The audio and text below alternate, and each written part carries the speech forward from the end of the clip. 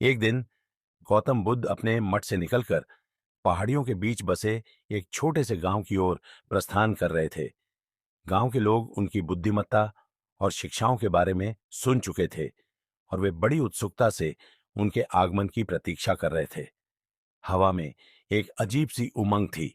बच्चे चारों ओर दौड़ रहे थे और गांव के बुजुर्ग एक बड़े बरगद के पेड़ के नीचे इकट्ठा होकर उस महापुरुष की गहरी बातों पर चर्चा कर रहे थे। जैसे ही बुद्ध गांव के करीब पहुंचे, लोगों ने उनके शांत और प्रसन्न चेहरे को देखा, जो शांति और सौम्यता से चमक रहा था।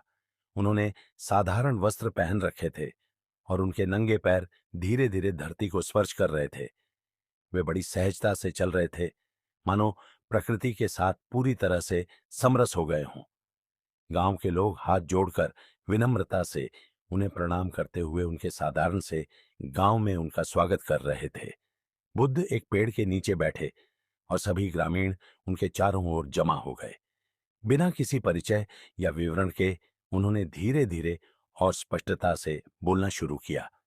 उन्होंने उन्हें एक अमीर आदमी की कहानी सुनाई, जिसके पास बहुत सारी दौलत थी, फिर भी वह चिंता और दुख से घिरा हुआ था। ग्रामीण बड़े ध्यान से बुद्ध की बातें सुन रहे थे।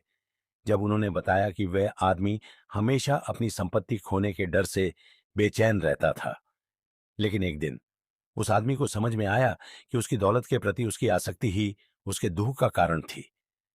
उसने अपनी आसक्ति को छोड़ दिया और उसका मन शांत हो गया। गांव के लोग, जो भले ही भौतिक संपत्ति में गरीब थे, इस गहरे संदेश को समझ गए। उन्होंने महसूस किया कि उनकी संतोष और खुशी बाहरी संपत्ति पर निर्भर नहीं करती, बल्कि उनके भीतर की शांति पर निर्भर करती है। बुद्ध मुस्कुराए जब उन्होंने देखा कि ग्रामीणों के चेहरों पर समझदारी की चमक थी। शाम ढलते ही गौतम बुद्ध उठे और जाने की तैयारी करने लगे।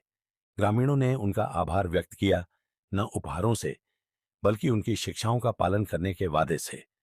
उनके दिलों में आनंद और शांति भर गई थी और वे बुद्ध को तब तक देखते रहे जब तक कि वे क्षितिज में विलीन नहीं हो गए। उनकी शांत उपस्थिति अब भी हवा में महसूस हो रही थी।